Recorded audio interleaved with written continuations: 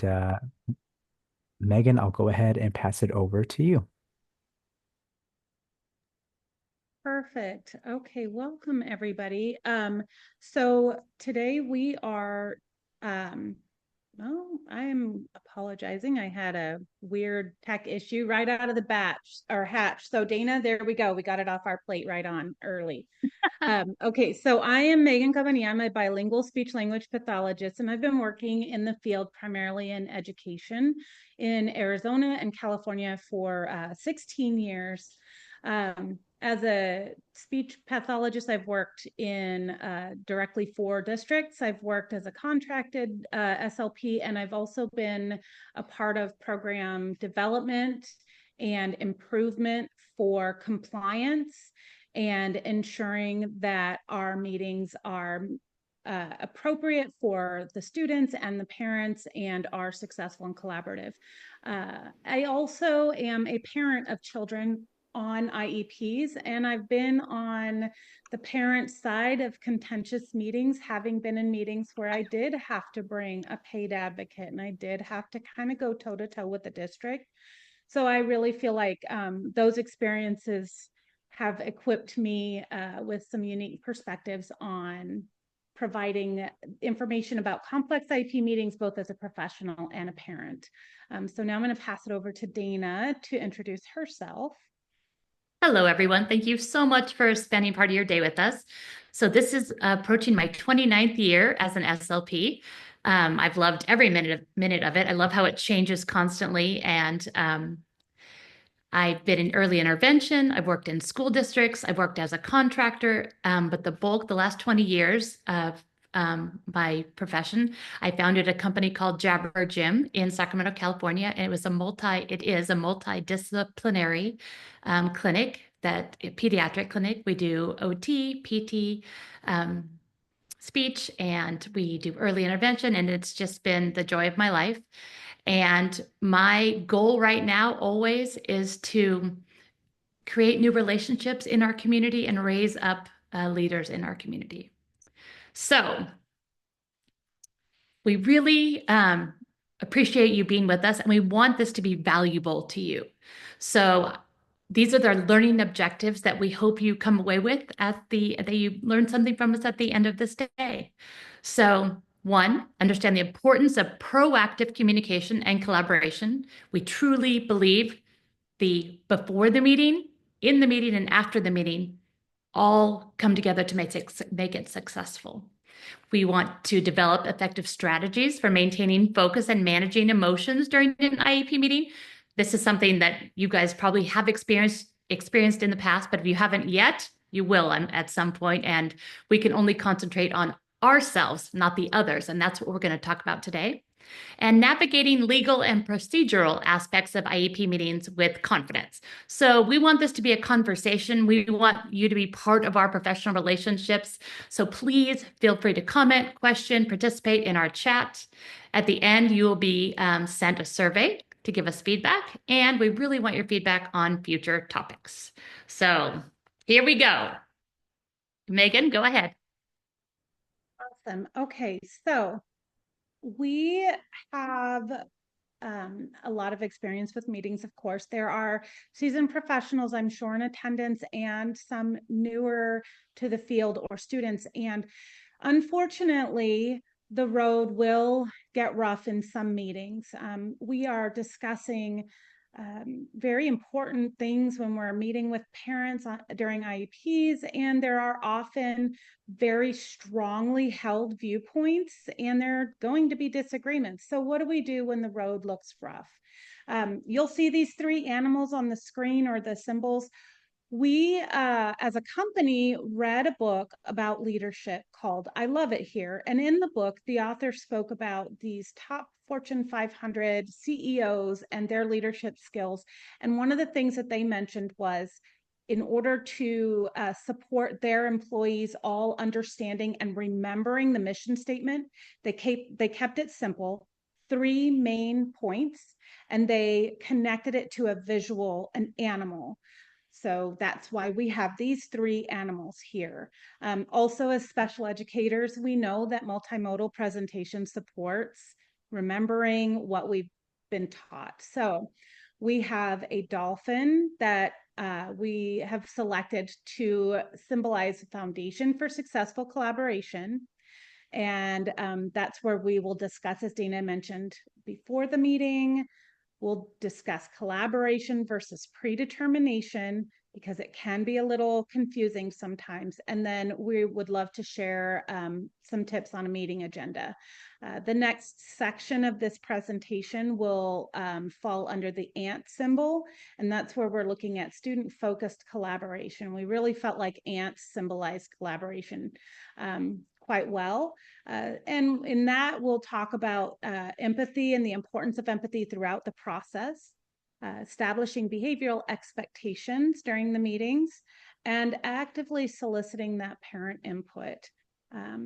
Finally, we'll go into disagreeing without being disagreeable. And we've selected a bison, and we will absolutely kind of give you a little bit more detail about why these were appropriate animals for each of these categories. I promise there's a method to our madness. When we talk about disagreeing without being disagreeable, we're going to touch on when the emotions are high, what can we do? Strategies such as relying on the agenda. We're going to share some considerations for you as a member of your school team regarding the services, and some other points to remember when you're working to weather the storm. So as we go forward in the next section, Dana is going to talk a little bit about why we chose the dolphin for communication. So we believe that collaboration and cooperation starts with good communication. So the target here is that communication is a foundation for successful collaboration, and that's what we need as a team. So dolphins are described as having complex communication skills. They're cooperative in nature. They use a variety of gestures, sounds, body language. I think of Flipper all the time, how he's always welcoming, and he flips his flippers and he makes his sounds, and he's just an enjoyable communicator. And dolphins understand and respond to communication. They're active listeners. They don't react, they respond. And so this is how we think we need to be able to initiate any meetings, IEP meetings especially. We need to be good communicators. And that's what we're going to do as a team. So we'll move on to the next part. So this is important as the dolphin. We need to figure out now, how are we going to build a foundation for successful collaboration? And this is when communication brings everything together. The dolphin is communicating, he's cooperating, we're going to bring it together. And we're going to use these 3 pillars to move toward collaboration. So the first is, in my opinion, one of the most important factors before the meeting. What happens first? If you just show up at a meeting and you've never met the parent, the caregiver, the community member representing that child, you've already failed. In my opinion, it starts way back. You have to establish your relationships. You have to, and the way you do this, you reach out. In the first week, you will probably get a file on a child.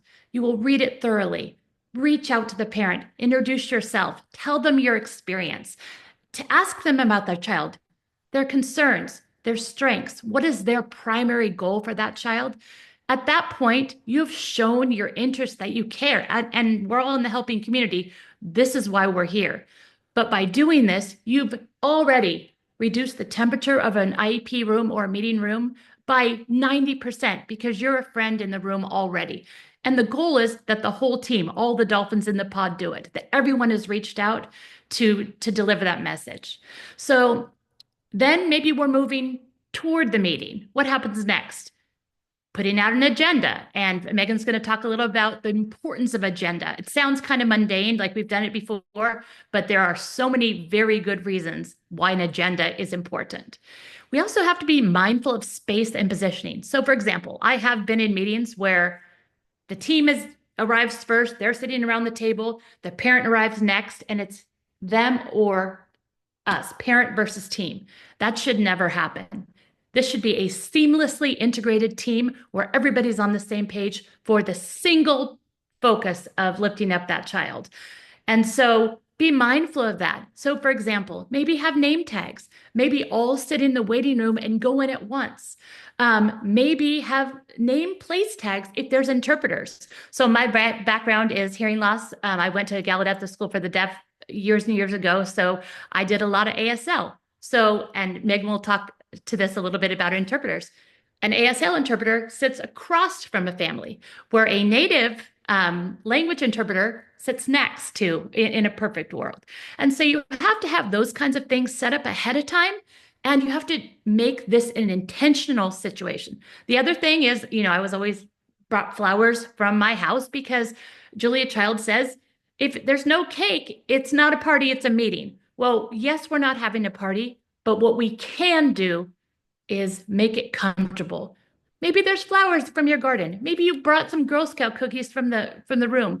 They're conversation pieces. They bring everybody together. Maybe if it's a young child or elementary, maybe you have some artwork. So you have a focus where everyone's not just staring at each other, especially if you know it's going to be contentious, or even just complex, as we might say that. So the other thing, and then I'm going to hand it off to Megan, is that preparation is okay. So many times people are worried about we can't write things down ahead of time because it's a group effort. That's absolutely true. But being prepared is important. I'm going to send it to Megan to let her define the difference between prepared and predetermination. Absolutely. So I know that based on my experience here in Arizona, and I'm imagining other districts, that a lot of districts have moved toward expecting or pushing for a draft to be sent home prior to the meeting. And that's preparation is great.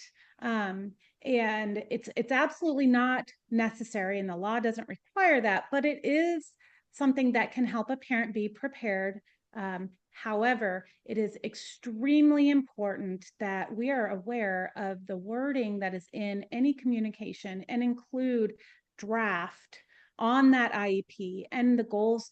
Maybe you go into those goals and write proposed before. Proposed is like the most powerful word when it comes to avoiding predetermination. So as we go forward, now I'm going to transition directly into that next category, collaboration versus predetermination. Predetermination, as you'll see here, is when the district team or the school team makes unilateral decisions and then brings those to the meetings and does not give the parent an opportunity for meaningful participation. IDEA requires meaningful participation, and that, as we know, I know it probably seems very basic, but it's more than just, I'm going to tell you how your kid's doing. I'm going to tell you the goal. Is that good? Yes or no? That's not the same thing. It's, does this goal sound like it aligns with your child? Is this consistent with your observations? Tell me about their communication at home. Open-ended questions invite meaningful participation. Mom, Dad, or Mr. or Mrs., how do you feel about the information that we've presented so far? Get a lot of valuable feedback from parents on that. So as we're discussing that, we do have a little quiz that we have developed for everybody to kind of just test your knowledge on predetermination versus collaboration. And these are actually scenarios, I'm not going to read them to you, but they are scenarios that we've actually pulled from real world experiences from our clinicians. Scenario one has to do with a child that has maybe some social emotional behavioral needs, and the school team decided that they needed to move this child directly from general ed into a self-contained classroom because that is where that curriculum is taught. The second scenario involves a preschool child transitioning to kindergarten from a self-contained preschool classroom with significant needs, and how the team approached that meeting. And then the third scenario has to do with a child who qualified only for speech services and has some significant needs in communication. parents are asking for more time, and the school provider has given them their response. So take a couple of minutes to answer this poll. And as you do that, it's more just for your own ideas. We'll give you probably another minute or so, and then we'll kind of say where they lie.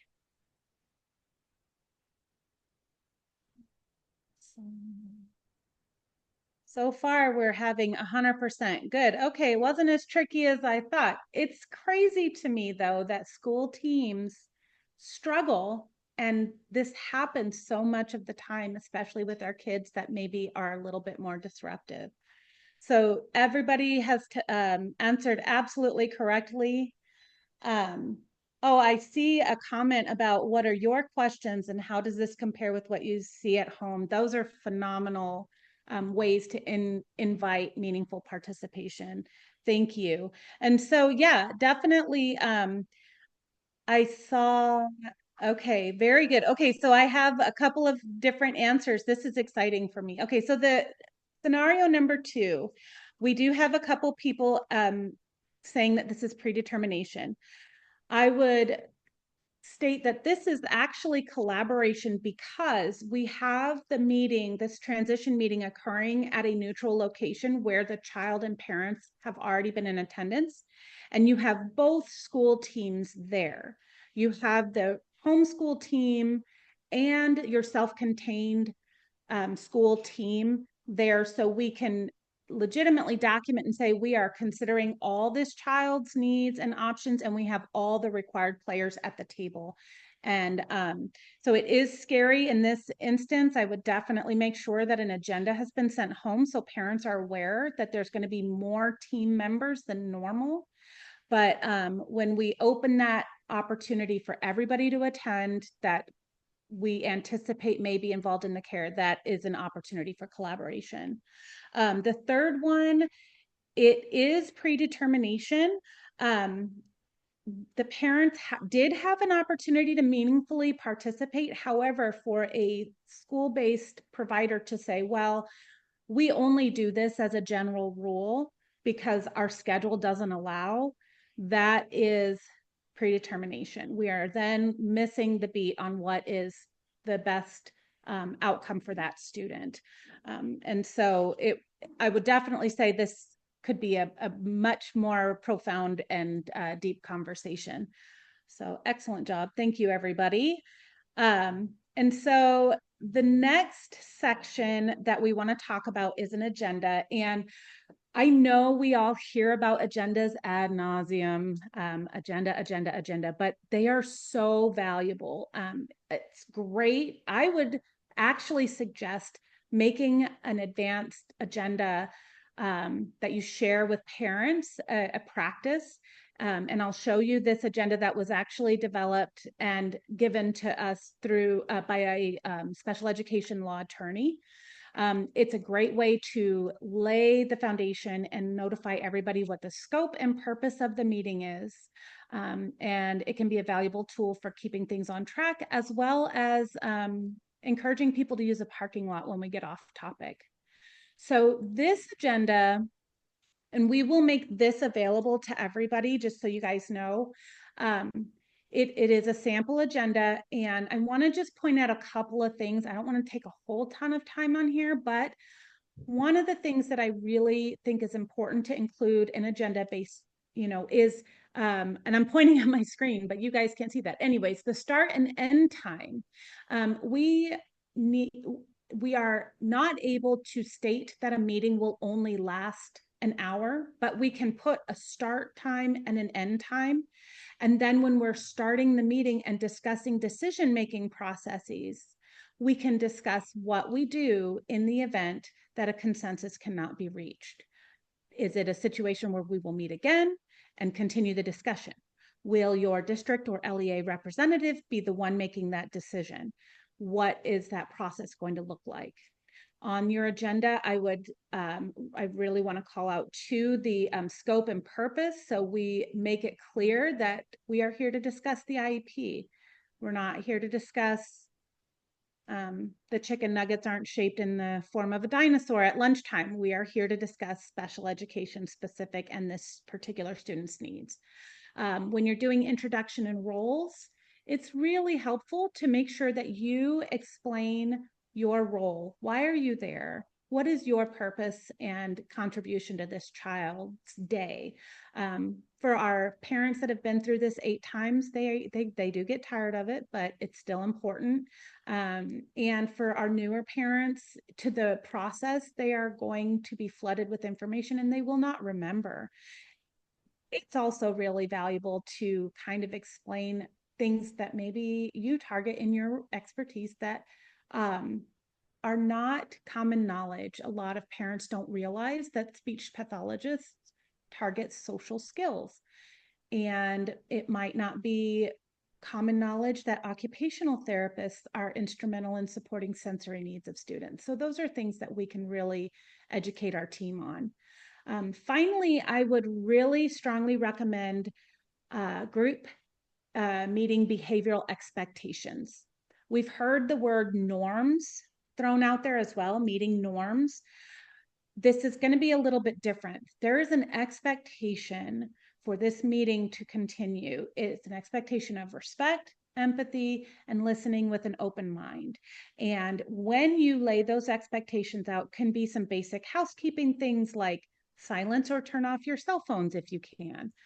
But aside from that, once you've gone through those, it's imperative that you have every single member at the table verbalize that they acknowledge and understand and agree to those expectations.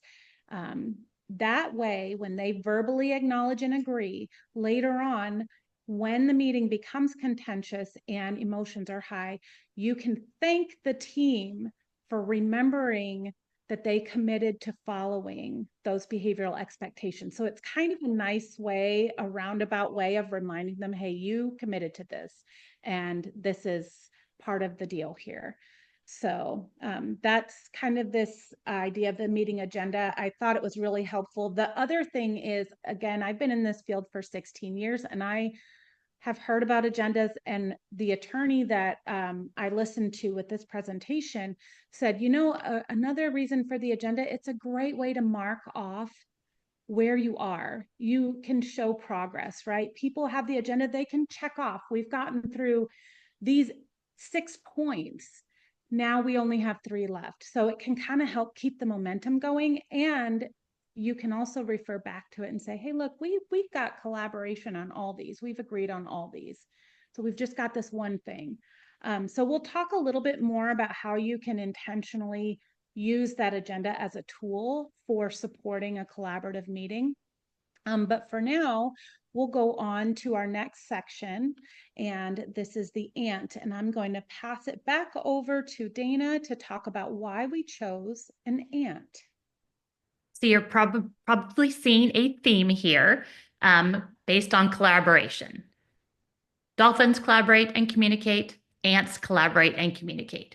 So in this specific case, each individual has a specific role and works together to achieve a common goal. So in a team meeting, physical therapist has a specific goal, occupational therapist, speech therapist, special education teacher, but we are all coming together for the purpose of the child. Effective communicators, you have to be able to respond and listen and participate.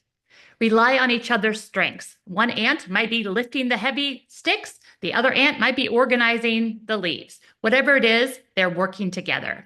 And shared responsibility and collective effort. So that is why we picked ants, all moving together. The goal is student-focused success with everybody on the same page working in the same direction. So hopefully ants will make you think about that. So here's something fun. This is the next 3 kind of areas that we want to talk about that focus on collaboration. Now we're talking very specific student-focused collaboration, personalized learning and progress. And what's interesting about this is behavioral expectations is 1, clear communication, including listening carefully, is 2, and the goal, consensus if possible, is 3. But all 3 start with empathy. Each one says start with empathy. And so Megan and I were discussing at length, what is the definition of empathy? And we came up with a few different options. And we're hoping right now that you might put some of your ideas in the chat of how you define empathy. Yeah, absolutely. What does What does empathy it look like like to for you? you? Yep. Hey, Dana, we're totally like on the same page there.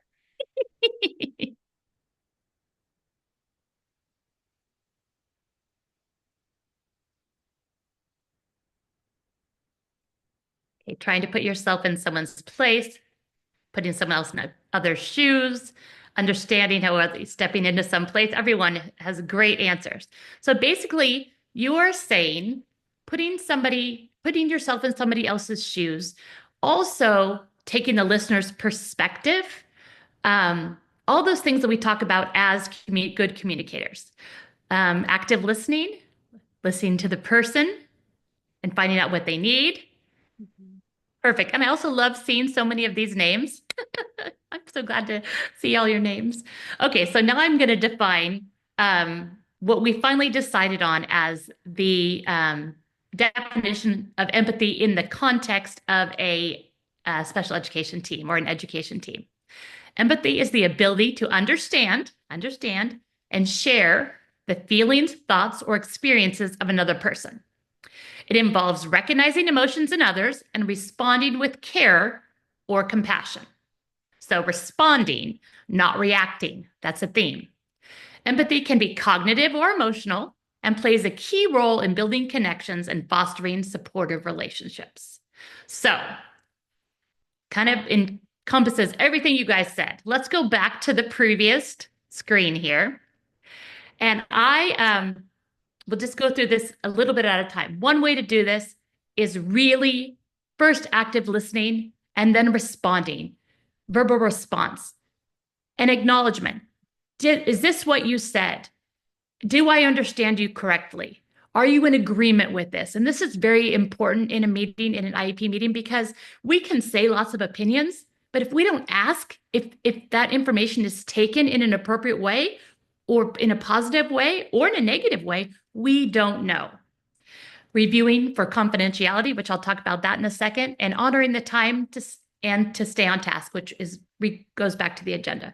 So I'm going to tell you an experience of my own life that was about a learning moment in taking the listener's perspective and really learning a bit about myself. So when I started my company about 20 years ago, I got my new office and I was so excited and I was decorating it. I went to IKEA and I got little pink frames. And, I learned in graduate school the importance of norms, of developmental norms, birth to 3, 3 to 5, 5 to 7, all those things.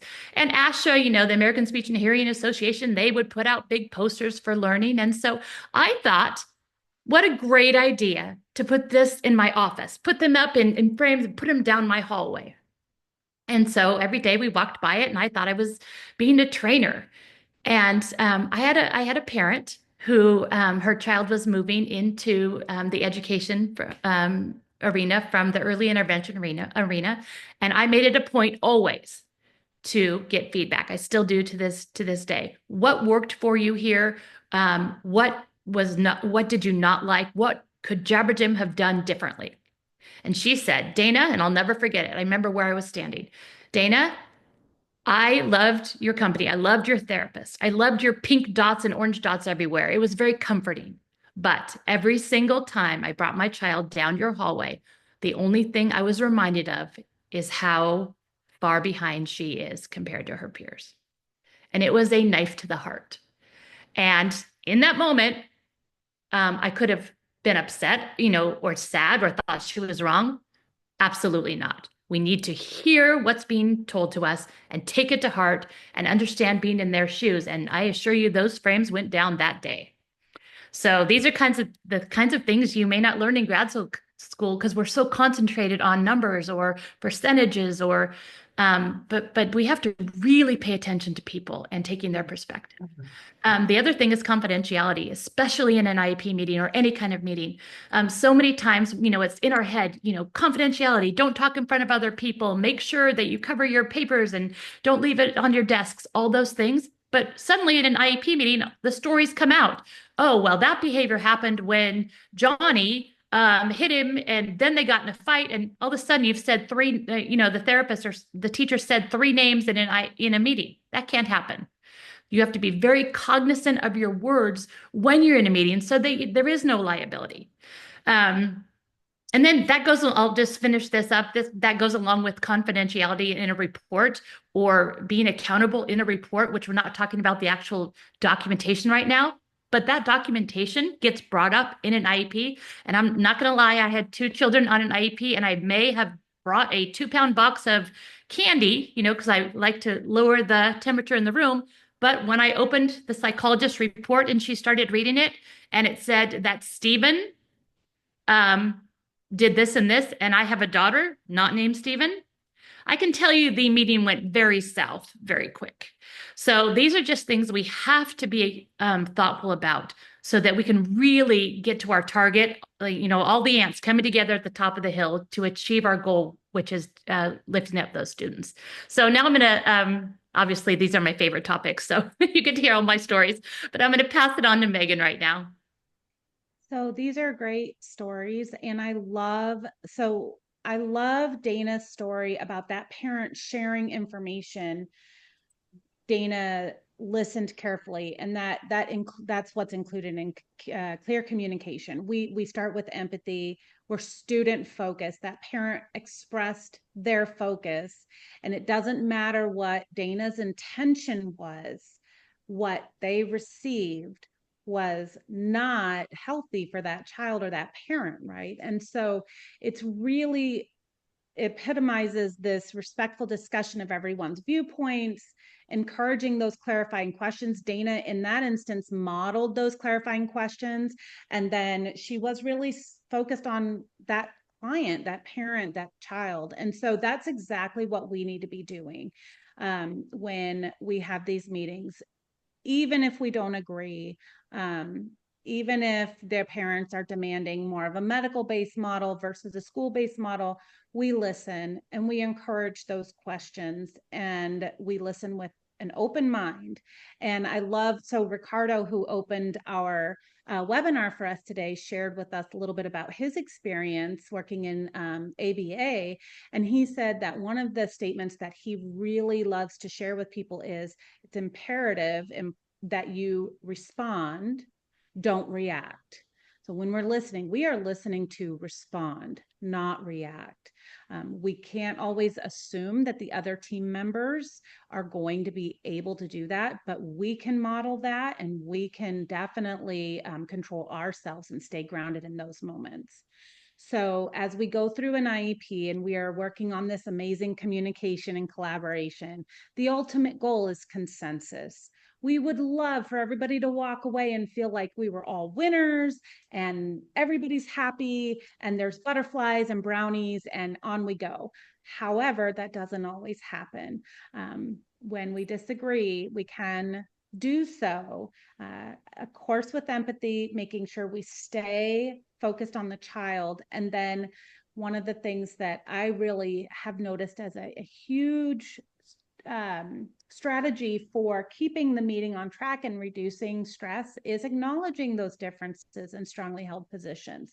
I think that that's a phenomenal way. Just call it out. There's a big old elephant in the room. Hey, you know what? I know we're going to talk about some things that are really difficult today, but we are all here and we all want what's best for your child. And we can't wait to hear your perspectives on that. I have in the chat an individual saying, can you help me understand by giving me an example? And it allows that person to take a breath and understand the perspective. And that's exactly it. Can you tell me what that looks like for you? One of my favorite questions when a parent or a teacher says, well, that child is so difficult. They don't like math. Can you tell me what that looks like? Because then you get really down into the nitty gritty. So as we talk about that, we've gotten past the fluff and the wonderful setting up the meeting for success. And now we are in a storm. And how do we disagree without being disagreeable? And I love the bison as a symbol for this, because bison, first of all, only exist on North America, and they live in our plains.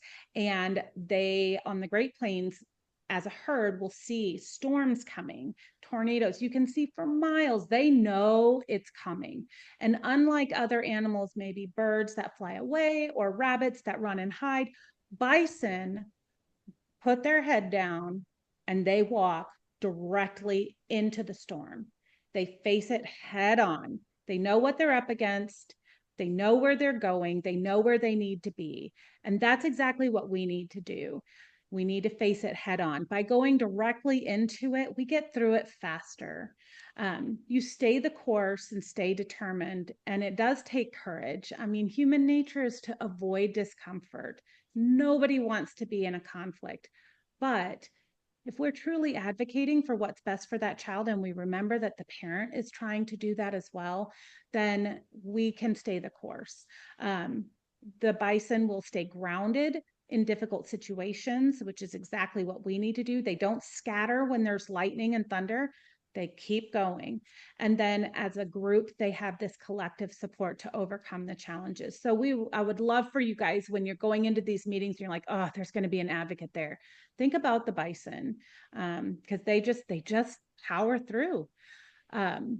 And so I'm going to let Dana talk a little bit more about when emotions are high, and what are some strategies that you guys can take away, and would love to also have some of your strategies as well to share with the other attendees. So when I think about emotions being high, I always think about a volcano. Here's your volcano. We want to be down here with a little simmer. As soon as that simmer bubbles up and bubbles up and bubbles up and the heat comes high, it can blow. So our job is to defuse, to calm, to redirect everybody to the goal, which is, how are we going to help this child and this family be successful? So we cannot be responsible for what other people do. We can only be responsible for how we act or how we respond in an IEP or any meeting. Focus on your words, focus on your behavior. Your nonverbal behavior is just as important. I have been in meetings where all of a sudden things go a little south, and I can see some people on the side crossing their arms and their face changes. That's not helpful to anybody. The goal is the child, and we have to refocus and understand our body language matters in these situations. When somebody has something to say, we need to say, I hear you. I know that is so important to you, and this team is on your side. How can we work through this together? We want to acknowledge those concerns and those emotions. And we want to rely on our de-escalation strategies. How do we make the room feel more comfortable? Maybe it's reiterating the agenda. Maybe it's bringing everybody back. Why are we really here? How can we bring everybody down? And so one thing that I've noticed over time is that people react in different ways. So it can be dangerous sometimes when you do too much. You have the one that I talked about before with the nonverbal anger look, but then you might have somebody on the far other side that's the over apology person, the one who's like, it'll be okay. Don't worry. I know you're worried about social skills. You know what? And they just start throwing things out like, hey, I'll do an egg bunch at at lunch. When I have time, I'll see them extra during the day. When you say those things at an IEP meeting or any meeting, you are saying that child needs your services. They need that assistance. They need that modification. And maybe the team has not agreed on that. Maybe that's not part of the plan, but that person's being so nice. Their heart's in the right place, but it is not the time nor place for that. And now I'm going to pass it on to Megan, in which she can let everyone understand why. Because the IEP is a contract, and you do not want to breach that contract just because you felt sorry or nice. Absolutely. So I know I'm imagining that I always assume if I've experienced this, everybody else has experienced this, but you get a phone call or an email and it says, I need to meet with you as soon as possible. And that's all you get. What happens? You're like, what I do? Am I in trouble? Am I going to get fired? And one of the key ways to alleviate that stress is give a little bit of context, acknowledge the type of meeting. So you acknowledge the elephant in the room, one of those emotional strategies for when emotions are high. Guys, I know you're, as the parent, I know we've talked a lot about where your child will be placed, and I know that's a huge concern, and we will get there and we will discuss it, I promise. But before we talk about placement, we really need to discuss all of this data because the decisions that we make as a team need to be data driven, or I can see that, mom or dad, you're upset. I can see that maybe we should take a breather, or is it something where you guys would like to take a break? Should we reconvene at another time? Acknowledge the elephant in the room. And then again, you can rely on that agenda and the facilitator. So the agenda I mentioned earlier as a strategy for keeping the meeting on track and using that to de-escalate. You can go through and show the parent that that one item is their main focus, and it can actually serve as kind of a carrot, right? That's what they really want to talk about. So you need to get through these other things so that you have time to talk about that item. And so it can really serve a lot of strategic purposes when you're looking at a difficult meeting. So when you're talking about an IEP, as you guys know, an IEP is a legal contract. And to Dana's point about somebody who feels bad, and so they talk themselves into a commitment, this is straight from the mouths of a legal attorney. A special education attorney. Do not make the extra mile a legal obligation by including it in the IEP. If I was in a room with all of you, I would say, raise your hand if you have tried to reduce minutes or tried to dismiss a kid and the parent was like, I'm not comfortable with that. And you're like, well, the data doesn't support keeping them. Parent is, well, I'm not ready for them to be dismissed. They still need. And so then you just, okay, well, I guess we'll just keep going. That happens, people don't want to fight, and that's okay. It's not a fight, it's a discussion, and we need to be doing what's best for the child. So in those instances, it is much easier. Choosing the better battle is if your data does not support including services, or it does support reducing services, then you are much better off as a school or district to say no and let the parent pursue due process, because a special education attorney can defend 100 times. It's easier to defend a district that has said no than it is to defend a district that has put in the IEP a service that they didn't feel was necessary, but they documented it in the IEP. So it's documented as necessary, and then they don't have buy-in, so they don't provide the services according to the IEP. So choosing the better battle means that you have an uncomfortable meeting. Sometimes you say no. And it is absolutely a nightmare especially when it's the admin promising things that then your service providers have to implement. Also, when it comes to services and difficult meetings, don't guess or speculate. If you aren't sure of the answer to a question, it is much better to say, you know what, I don't really have a clear answer for you right now, but I'm going to get my data, or I'm going to review such and such for that, and I will let you know. If there's a yes or no question being asked and it's not 100% yes, if it's 1% no, then it's 100% no. Don't feel like you have to answer a question in the way that it's being asked. And so I would just make sure that whatever you do, you have data to support. That every decision needs to be data driven. And so as you get into stormy weather, The other strategies, of course, that you have, don't be afraid, especially for our newer providers or teachers. It can be daunting to ask for your district leadership, but that's what they're there for. I always tell people, like, that kind of meeting is above my pay grade. So I'm going to bring in the person that's paid to deal with that. And it's totally fine. Have your director attend, have your principal attend, especially if there's an advocate. Advocates can be very intimidating.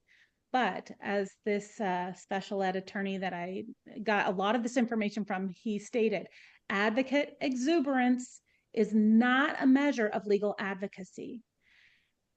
Advocates are passionate and they can get heated, but they are not lawyers. They are not legal experts, and they do make mistakes. And so when we look at that, a lot of times I think if your data is all as it should be and you have some solid data, then an advocate will, a good advocate will recognize that and understand that. So as we go forward, I do want to kind of go back to this Andrew F. standard. So we look at free and appropriate education as we're making these data-driven decisions. We can refer back to this when we have these difficult meetings with parents and they're demanding things that maybe as a team, the data doesn't support what the parent is demanding. So we as a team are required by law to provide free and appropriate public education, or FAPE. And what that means is the IEP must be reasonably calculated to enable a child to make progress appropriate to that child's circumstances.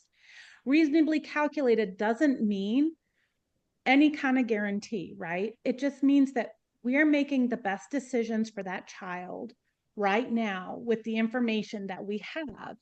And when we have new information, we'll meet again and make other decisions. We're making the best decisions that we can right now. So if we are having those discussions and they're difficult and the parents are upset, that's fine, but we are making a reasonably calculated proposal, right? So one of the things that we need to kind of remember for you, and this is stuff that I think a lot of us realize, but this is kind of like a cheering, like I'm cheering you on. IEPs are not a guarantee or promise of any particular educational outcome. They are not a guarantee of progress, and they're not protection against failure. And a lot of parents see those goals. They are reasonably calculated, but they are not guaranteed outcomes. And your kids won't always make progress according to what you anticipate. It's not exact, and that's okay. One of the things that I'll tell parents often is I see a lot of goals written at level of mastery is 80%, but maybe the baseline was like 10%. And the child hasn't made 80% goal, that progress, but they've gone from 10% to 60%. And I tell parents, I'm like, that's a huge amount of growth for a year. They have grown 50% in a year's time. I said, I will tell them, like, usually I would look at like a 20% increase or 25%. 50% is huge, and that's what we're going to focus on. They didn't master according to the way it was written, but now we adjust how it's written to match and align with what that student's needs are, reasonably calculated, right?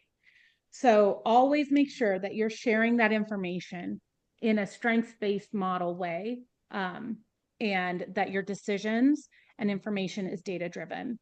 So with that, we have a couple of ideas and things. There are pitfalls. I know a lot of teachers or other professionals might say things like the school is failing the child. I have no idea how to help them. Or, yeah, I know our intervention has completely been a failure. It's been a flop, and we should have put so-and-so in a class or a private placement years ago. There's always a better way. And I would love to see, again, because we have a whole variety of experience. I gave an example about how I share when a child hasn't mastered their goal, but I want to highlight the progress. Another way you might share low skills, right? If a child is very much below average, how can you describe that to the parent in a way that reflects a strengths-based model? And that could be something like your 6th grade child maybe is reading at a 1st grade level. You know what? Johnny can identify all of his letter names and sounds. He is able to read the first 100 sight words. And when we put familiar words in a sentence, Johnny is able to read a full sentence. And then when it comes to more close to grade level things, he can answer questions about information that he listens to at a higher grade level. So at what level are they able to do the task? Rather than, yeah, your kid is at a 1st grade level, but they should be at 6th grade level. You know, that can be really intimidating to parents. So what are some, would love to have you put in the chat some of your statements or go-to phrases for how you share that difficult information to parents, just to have for each other. I always love hearing other people's words. I think it's phenomenal. I never get tired of hearing how other people phrase things. And so as the escalation continues, in a meeting, one of the roles that was not, that I didn't touch on during the agenda portion of this webinar was the facilitator. So when you have or anticipate a difficult meeting, a really, really good strategy is to have a facilitator run the meeting. And I'm not talking about your school psychologist or your SPED teacher. I'm recommending a facilitator who you know has a personality that supports navigation through a difficult meeting and can be somebody that does not have any skin in the game, not somebody who is part of the decision-making process. Maybe it's the PE teacher, because for some reason that PE teacher is super chill and they know how to connect everybody and keep people on track, but they are not a part of the decision-making team at that meeting. That person can remind people to follow the agenda, remind people about the time constraints and the parking lot, reiterate those behavioral expectations, and serve as kind of a neutral party to keep people on track, acknowledge the emotions. Maybe as things get more elevated, you have to take a break, take a 5-minute breather. Or as things escalate, I've been in meetings before where parents were dropping F-bombs and the special education teacher froze and she didn't know how to proceed. And I, as the speech therapist, related service provider, adjourned the meeting and stated that we would not make any decisions at this point. We'll document that no decisions were made. We'll continue the IEP as written, and we will meet at a later date. And it's absolutely okay to do that if your timeline allows. And if it doesn't, then what you do is you acknowledge the efforts and lack of consensus. And in a contentious meeting, your district or LEA representative is the one that is responsible for making the final decision. So it's imperative that your LEA or district representative is somebody that has the authority to allocate funds and resources of the district. As contractors or related service personnel, sometimes districts will allow us to serve as LEA rep, but really that's not completely appropriate because we don't have the authority to allocate those funds and resources. So that person is the one, and it should be an administrator. Absolutely should be an administrator. And so when it all comes down to brass tacks, you make sure you're documenting outcomes, document any proposed solutions, any proposed or any discussion topics, and action items. What are the next steps? So in your prior written notice, when the time comes, before any decisions are implemented, that parent gets a copy of the prior written notice. And if they are unhappy, you can absolutely include information on where they can go to to make their complaints known. And I mean that in a professional and a completely appropriate way. But everything in the prior written notice, if it didn't go in there, it didn't happen. And in the end, the only people who are the audience for the prior written notice are the parents and the judge and the legal representation. So I just really stress documenting, document, and document proposed solutions. And then as you conclude, if everybody agrees, you have them verbally agree, verbally acknowledge, and then you can document that as well in the IEP. So in closing, I know we're getting down to the wire and we've got some exciting things at the end. As our facilitator or leader, Dana has a really fabulous anecdote about that, and I'm going to pass it back to her before we end to share about her storm story. Well, we're going to talk about our animals. We know the dolphin may not be able to control the seas. The ant may be on a windy road, and the bison might be heading into a storm. But at the end of the day, we are a team. We are all working together, and we need to be leaders in our teams, in our community, in our helping community. And so I always like to compare it to you're going into the rough waters. A pessimist might say, oh, and complain about the weather and say it's horrible. An optimist might say, I hope it changes. They pray and hope it changes. But a leader adjusts the sails. A leader puts you on course. A facilitator puts you on course. And we believe, Megan and I truly believe that everyone here can be a leader and in our helping community. And we're just super excited that you were here with us tonight.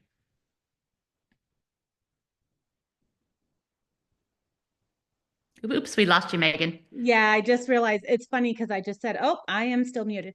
So I know if there are any questions, we are kind of down to the wire. Feel free to enter those into the chat and we will make sure that we take note of those and we can either email you directly or respond in the chat. But I do want to get to the next portion here, which is our survey. And I'm going to hand the speaking portion over to Ricardo. All righty. Thank you, everyone who participated today. Thank you very much, Dana and Megan, as well. In the chat, I'm going to put in the link directly to the feedback for the ones who are viewing this on your phone. Since you won't be able to scan that, you'll be able to click on the link that I'm going to send over now in the chat box. So if you take a look at the chat box, now it's going to take you through a Microsoft form. You can click on that, and then you'll be able to fill out the following information for some feedback for us so we can definitely improve our webinars that we'll be holding in the future. Also, one thing I wanted to mention as well, we are going to be hosting a open house hiring event on January 28th from 11 a.m. to 4 p.m. This is going to be for the individuals who are located in Sacramento. This is going to be at our Jabber Gym location. So if you are interested in that, at the very bottom of the survey, you will be able to enter in any details for some feedback, or if you're interested in it, just let us know in that section there, and then we'll be able to send you all the details for that. If you would like to participate, if you know anyone, if you want to refer anyone, you'll be able to do that as well. So we'll give everyone some time there to fill that out. And then I'm going to go ahead and share my screen here. Megan, if you want to stop sharing your screen, we're going to go ahead and do the raffle. So what the raffle is going to look like, I'm going to, where I have everyone's name ready to go. We're going to use spin the wheel. So we're going to go ahead and spin, and whoever it lands on, we're going to go ahead and send you a digital gift card. We'll be sending that over to you through your email. So make sure on that survey that you do end up putting all your information in so you can make sure that you do receive that. So we'll go ahead and spin here. It'll be real quick here.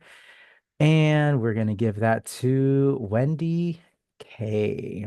Okay, Wendy, you are our winner here for today. So we'll definitely send that gift card over to you. You can expect that probably sometime tomorrow to get that emailed over to you as we're getting everyone's information here. So thank you very much, everyone. I do appreciate all the time. Megan or Dana or Eileen, if you guys have anything else you want to share, you can. But if not, hope everyone has a great rest of their evenings, and hopefully we see you for the next webinar. Yeah, just make sure you fill out the questions to check your learning so that you can get your CEU cert. And I see Louise raised her hand.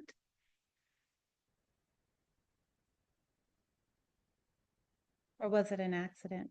Because you're muted, Louise. There we go.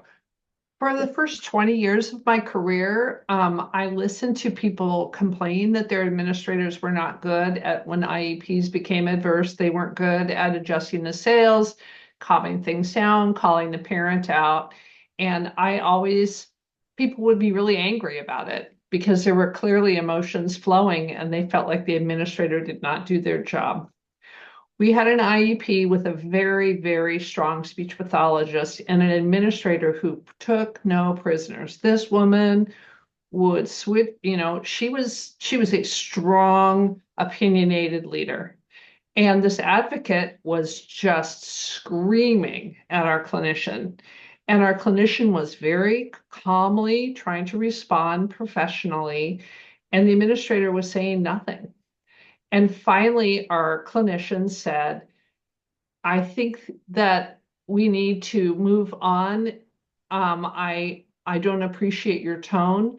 And the administrator shut down the discussion like a hammer. And afterwards, our clinician said to her, why did you not shut him down sooner? And her response was, I don't shut down meetings when you are behaving professionally. That would be disrespectful to you. I don't know whether you're emotionally regulated. I don't know if you find this adversarial. I was uncomfortable, but you were defending your position quite well. So we kind of were shocked by this, and I wouldn't have believed it from anyone but this administrator.